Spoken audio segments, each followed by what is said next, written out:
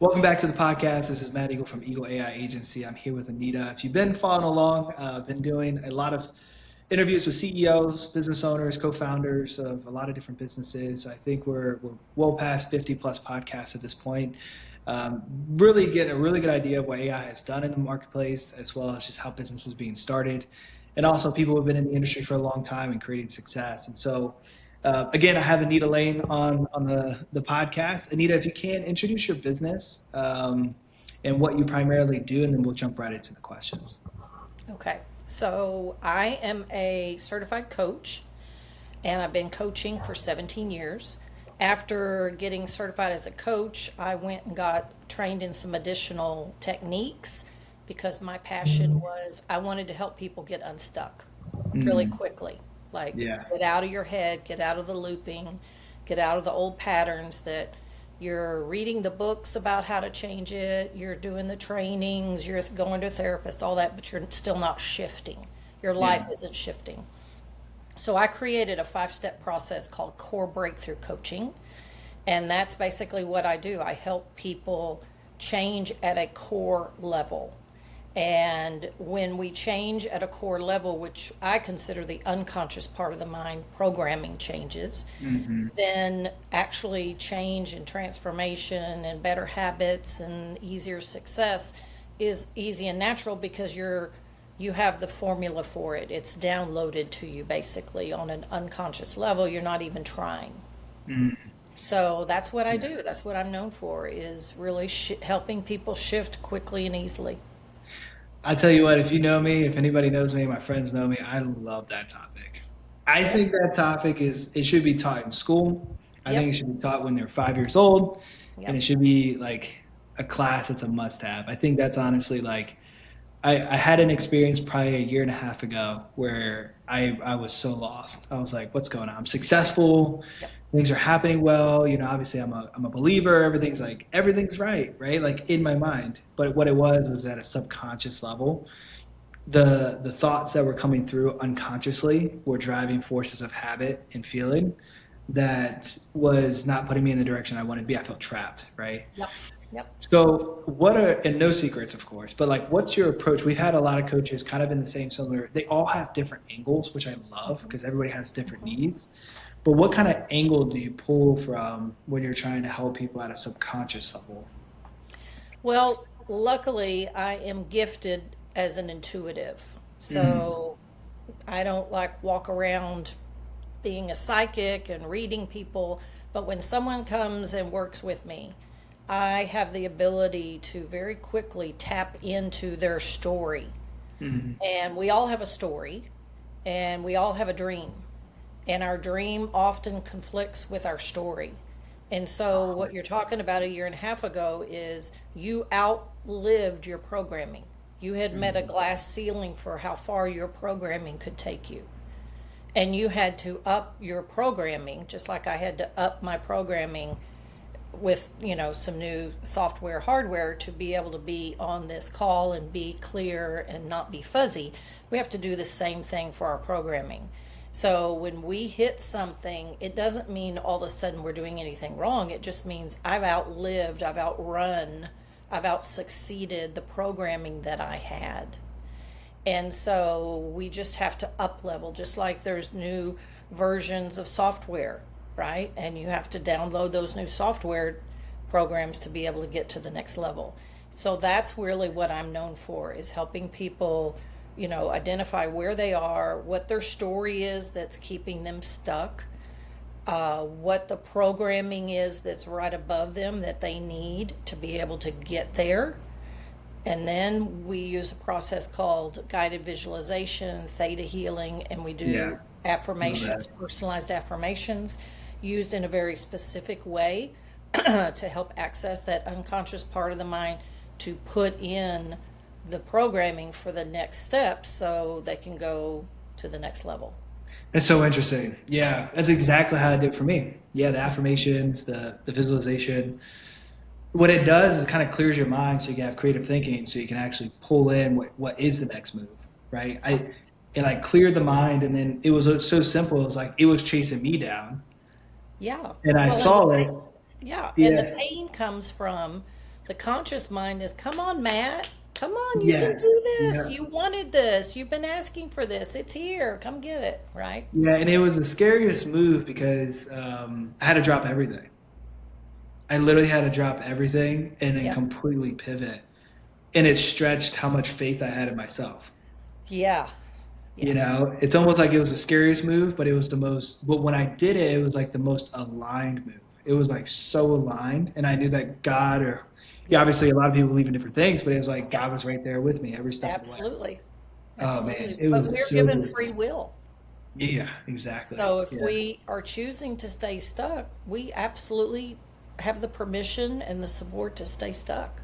Oh man, that's you articulated it so beautifully. Like what's awesome is that people like yourself can put a name on it and put a description on it to allow you to finally think through what's actually going on, right? Yep. Yep. And that's what Joe Dispenza did for me. I'll be honest with you, Joe Dispenza was a guy that was like that. This is just making sense now, right? And it Yep. just felt like it was coming to me. Right. What in what I guess you talked about the strategies. I was going to talk about like strategies, but you said it's a 5 week program, correct? 5 weeks, Step. 5 step. Step. How long is it typically? I go through those steps in every single session. Oh, okay. So Yeah, I yeah. actually expect people to have results after the first session. Oh yeah, for sure. Yeah, if they're actually doing it by themselves, yeah, they're gonna see it immediately. Yeah, Immediately. I when I first started doing this process, when I was a coach and I started working with people and then I started putting tools in my toolkit, and when I added especially a process called theta healing Mhm. into the other processes that I was using, people started reporting things that I had no Oh, idea. probably healing and just Yeah. overall Yeah. transformation and Yep. yeah. I can get woo woo on you because I felt I got a lot of healing, not just physically but emotionally. I Yes. got both, you Yeah. know. So Yeah. explain theta healing real quick. Like what is it and then what does it do to be able to help that like what I like to call is that supernatural like effect. Like there's a Yeah. supernatural effect to it Yeah. for sure. So I use when I'm in my first session with my clients, I go through the iceberg. Most Mhm. people have seen the Right. iceberg, right? And Subconscious. that's a Yeah. beautiful, metaphor for our mind. Right. So I tell people if you're on a cruise ship in Alaska and you see an iceberg, it's deceiving because the tip of the iceberg could look as big as an island, right? Mhm. And so you wouldn't be like, wow, that's so tiny. But the tip of the iceberg represents the conscious mind. And the conscious mind is logical, rational, and adult. That is the part of you that's pulling you, that's making you uncomfortable staying stuck, right? Mhm. Because it's like, no, it's time. It's We're the ready. ego. I'll be honest with you. It's the ego. It's the safe. I'm attached to too many people. I have so much fear in certain directions. It's like that's what. Yeah, keep going. I'm sorry. I can take Yeah, that. that's actually more the unconscious part of the mind, Really? which Okay. the unconscious part of our mind is the bottom of the iceberg, which is very Right. hidden. You know, the tip of the iceberg didn't take the Titanic down. The Yeah. bottom part of the iceberg took the Titanic down, right? So Right. it's that hidden, powerful part of us that is the opposite of the conscious mind. So while the conscious mind is what you know that you know that you know, because you can see it, it makes sense, it's logical, rational, and adult, the unconscious, subconscious part of the mind is hidden, it's illogical, it's irrational, and it's childlike. Hmm. Okay. So when you see really successful, respected adults blowing up their life, it's because of things in that unconscious part of the mind that is basically it's running their life. So the Yeah. conscious mind only controls about 5 to 7% of us. Right. Okay. And we don't debate with the conscious part of the mind. The conscious mind just knows it. It just knows Hmm. it. It's not debating, but it's debating with the rest of us. So the subconscious and unconscious part of the mind is the other 95%. So if my Hmm. conscious mind wants me to do something that I've come in to do and I want to do, but 95% of me says, you're going to look like an idiot, Anita, if you do Hmm. that. Or if you raise your rates, you're going to lose your business and you're going to be regretting it. That is going to control me because 5% can't debate and win with 95%. Absolutely. 100% agree. So that unconscious part of the mind is the true unconscious part of the mind is about 45% of us. Okay. Right. So that unconscious part of the mind is actually programmed. Science has shown, and Dispenza, I think, discusses this, Yeah, for sure. that unconscious part of the mind is programmed by us between the ages of a couple of months before we're born until about age 7. Yeah, 5 to And 7. that's because our mind is predominantly in an alpha and a theta brainwave state. So if Yeah. you've been around small children, they're like sponges. They take things literally. They're always on. They're always paying attention. They're always listening, and they take things that happen as literally as their little mind can Comprehend. understand. So Yeah. I give people the analogy because I was raised in the 60s, and if you were a good parent, you spanked your kids. You didn't beat them, but you Mhm. spanked your kids. That was a good parent, right? Mhm. And so our minds don't like change and they don't like threats. So my unconscious mind, if I get a spanking and I'm 4 years old, my mind on an unconscious level is going to jump in and say, "Oh my God, you're upset, Anita. What happened? I'm here to protect you. I got this. Just tell me what happened." And I'd be like, "I got a spanking." And then my mind, to program it, would want to know why. Okay, so my 4 year old has to come up with a reason, but I have a 4 year old mind, right? Yeah, there could be any reason. Yeah, Yeah. so my mind's going to probably pull up something like, well, my sister didn't get a spanking and I did, so my mother loves my sister more than me. Yeah. And then my mind's like, okay, got it. Program it Love it. in. Now I have a file. Now my mind is not out looking for things that contradict that. It's looking for everything that confirms that. Yeah, the reticular Reticular activator. activating system. Yeah, yeah, Yeah. yeah, yeah. So it's And just planning so in the that's how, as adults, after age 7, we shift out of that alpha and theta brainwave state. So really, most adults live the rest of their life in autopilot from that programming from 0 to 7. Yeah, so that theta healing is talking about theta brainwave length, Yes, being able to right, get to that right, level, right, reprogram that conscious mind. Do right. you do brain heart coherence as well? Same similar concept to no, It's just theta basically healing. accomplishing the same thing. It's Yeah, just yeah, a different technique. Yeah. yeah, yeah, yeah, yeah. Yeah. But I Which is tell great. people Which is that reasonable. when we access the theta brainwave state in the very end of every session, it's like I have the key, I have their key to unlock their rusty filing cabinet, and Hmm. I can go in and I'll pull everything they've told me they don't want anymore. So they're the leader, they're directing this. I'm not doing it I'm just helping them clean their filing cabinet. Yeah. Okay? But they tell me what they're missing, but also what you need. So it's kind of like working in your garden. We got to get the Roundup out of the dirt. We got to pull all the weeds from the root, and we got to plant what you do want. Getting rid is great. That is the first step. But you can get rid of everything if I still don't have the programming and the ability to even understand what I want next. I'm going to be just sitting there in my garden on my beautiful dirt with nothing growing. Nothing to grow. Yeah. No seeds planted. No Yeah. seeds planted, Oh, right? man, that's amazing.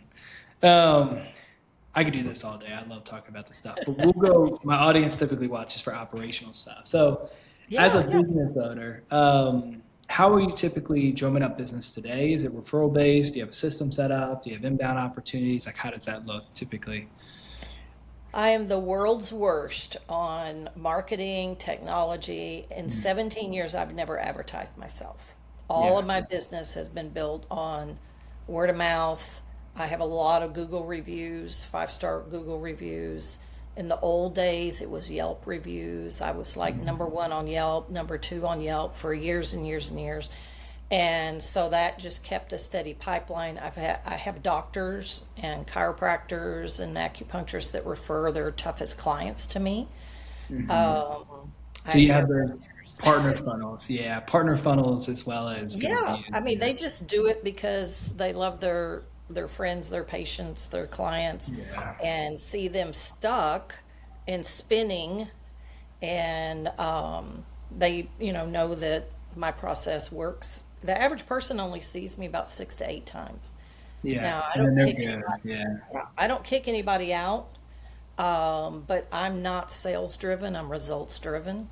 Yeah. And there's just like you love what you're doing right now and you love talking. I love seeing the light come on in people. Yeah. And what I love about framing things this way and helping them get their child's story is that it breaks that shame cycle, because we stay in a shame Shame and cycle. guilt. Yeah, What shame is and guilt. wrong? Yeah. Yeah, what Yeah. is wrong with me? I'm 40, I'm 50, I'm 60, I'm 70. I'm still stuck in the same place. I've run myself exhausted. I've created this rut that now I'm stuck in from running and running and running in circles. And that creates a lot of shame. Yeah. But when I know, oh no, it's my 3-year-old part of me that's still telling me this because it loves me and it's trying to protect me, and this is the best wisdom it has, then I have the ability to be patient and understanding and have compassion and empathy and be the leader of my child selves, so that they're not out trying to run an adult life that they're not equipped for. Yeah, it's a different angle I haven't heard before. And the angle I love, it's very similar, but it's being able to put yourself in a position to like alleviate guilt, is get big. Like Yeah. big. Yes. Like the idea is there's 8 billion people, like it's more people dead and there's gonna be more people alive than you've ever even realized.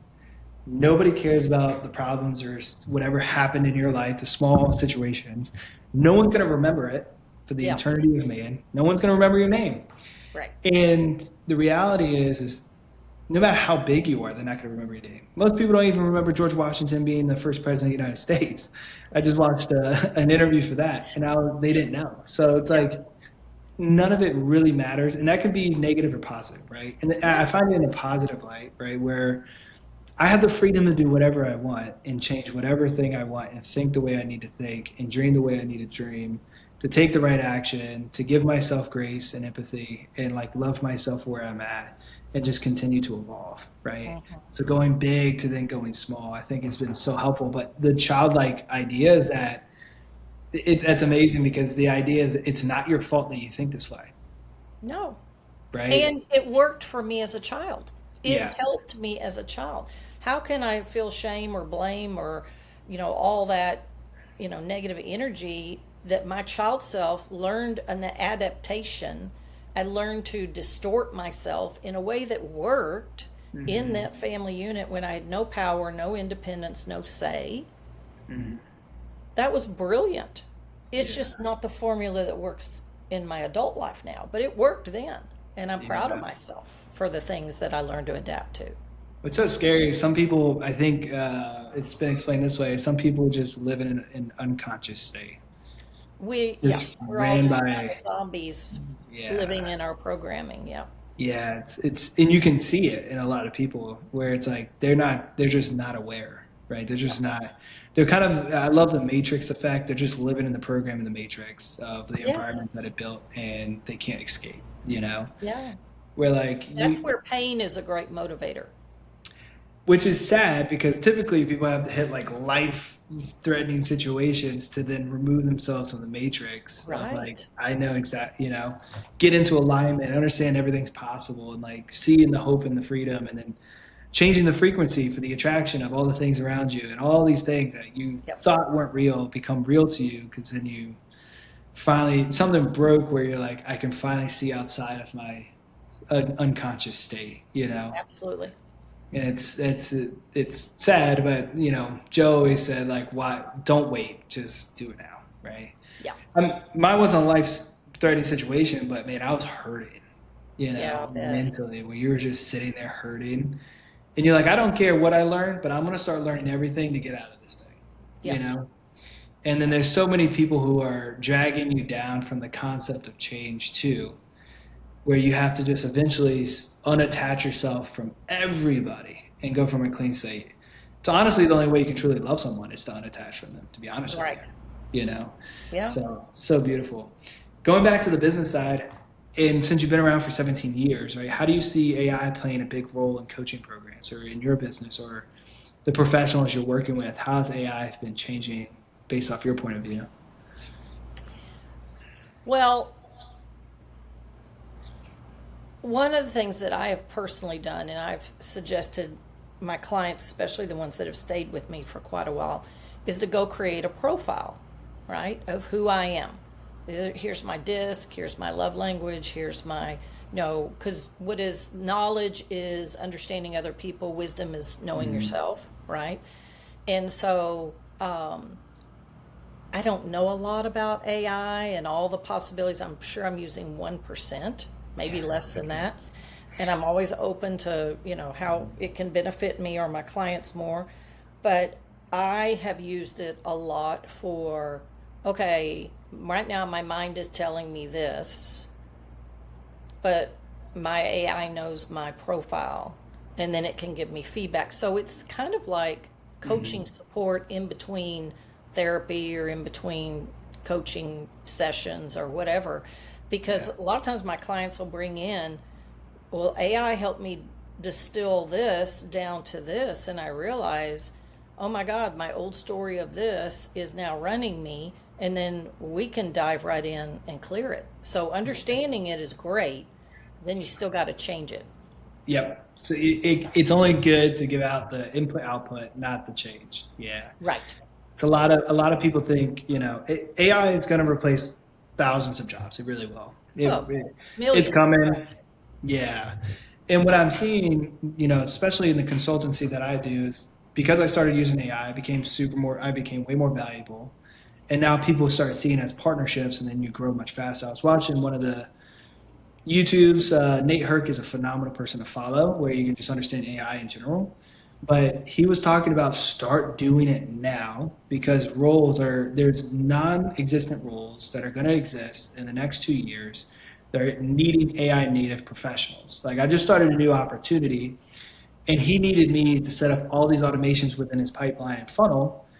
And if I didn't know anything about AI, I would have been the hardest person to work with. Yeah. API connection, sign in, what does it do? How does it operate? Why are we doing it? Right? I would have just been an annoying employee asking him a million questions, and he's a CEO and he doesn't have the time to help me. So if you want new opportunities, you need to be AI native, especially in sales or business or any of these things, because that's the one thing driving business today, right? But yeah, I actually work with somebody who helps with addictions. He's a doctor. I think he's in New York. And he does treatment just for therapy, and he has one of the AI tools where if somebody's like feeling the urge of the addiction, they can actually call an AI agent and speak to them. And what it does is allows that therapy session to happen based off the knowledge base to then the next day talk to the doctor. Because if it's 1 a.m., you can't talk to the doctor, right? So they would call this, and they said that it's been like 40% higher effective rate of helping people crush addiction. So the way that you use it is super creative. But yeah, there's depth to it too, where I do a lot of these podcasts to make people aware. And just to put a little plug in just so people can know, and obviously I use this as one of my funnels too, but I'm building a coaching system for businesses because they're the number one sold to business for way overpriced white label products. That makes me really frustrated, right? Where something they could build costs $30, but they're buying it for $10,000, right? Yeah. So, and that's how people are becoming millionaires overnight, because what they're banking on is that you'll never learn and you'll never know. So you'll always have to be dependent on using their tools, right? So I built an entire program for small businesses to get AI native so they can build their own agents and have their own processes and get to a place where they're not getting bamboozled. You'll have to eventually probably bring on a team to scale, right? Yeah. But you're not being bamboozled on price, right? Yeah. And you can then scale to a place where you have to say, I need to get AI. Some people can't scale because they're still living the 1980s version of business development. And you're just going to get, in 2 years, I don't know if you heard, but Fable, which is a high-level engineering service inside of Claude, actually got shut down by the government because it was too high-powered. It was a self-evolving AGI system that was way too fast and evolving that the federal government said, we banned this. You can't actually use this because it's too powerful. That happened this week. It's not like a futuristic thing happening. The tool is moving so fast and so quick that if we're not doing something now, in the next 2 years, you either are out of business or you're paying $15,000 for a white label product. So you're stuck in the middle and you won't know what the source is, right? So I just get very passionate about it, especially when it comes to like helping businesses scale, because this is people's livelihoods. Nobody wants to lose their livelihood because they didn't get AI native, right? and I'm like a third of the price, if not 1/10 of some of the prices, Yeah. and I have no retainer. So I just like talking about that. And then for Awesome. you, oh yeah. So for you, what's your last question I typically ask is, what's your perspective on change? Especially people who are talking about the subconscious mind, right? I've seen people very nervous to get AI native, just not accept change, do all those things. Like, what's your perspective on how people should be approaching change when it's in relation to AI? Well, I mean, our minds don't like change. Change is a threat to our mind, to our ego, right? And so we are wired to do the same thing over and over because we know our brain, our amygdala knows that we can survive if we keep doing the same thing over and over, even if it isn't working, even if it makes us miserable, right? It keeps Yeah. us alive, right? And so the longer the brain is used to doing the same thing over and over again, the more it atrophies into and digs in about resisting change. And that's why coaching and having a consultant and staying in processes that keep the mind like Play-Doh, like let's Mhm. keep working it, right? Yeah. Versus getting hard, crusty, and crumbly. So any AI programs, anything that can distill something really complicated down to something really simple so that somebody's mind can have bite size, change with stay on a process of change. I tell my clients all the time, just focus on improving 1% a week. If you improve 1% a week, and anybody can improve 1% a week, Mhm. that's 52%, not even counting compounding, which is probably another 10 or 12 Right. points, right? So the mind isn't going to want to change. And the more miserable that you are, the more you know your mind is atrophied in resisting to change. Mhm. And so I think Tony Robbins talks about we're motivated by pain or pleasure. What the scale is, pain or pleasure. And that's why, like, people that are addictive, you go, wow, you're bottom. You still haven't hit bottom? Like, wow, because their pain threshold It's so is high. so high and their pleasure threshold is so low that they can't make that shift. Yeah. So, yeah, I mean, just the mind is designed that way. You're not going to change your mind, okay? But you can like exercise it on a daily basis, a weekly basis to keep it moving so that it's not so resistant to new thoughts, new ideas, new ways of doing things, new socializing. I mean, like anxiety. You can give anxiety everything and depression, everything it's asking for. Okay. It's asking you to Mhm. give up this, it's asking you, and you give it up and you feed that depression, you feed that anxiety. It's still not satisfied. And then it Yeah. wants more, and you give up more. And then you're down to a shell of a human being, and it's still not happy. Yeah. Absolutely.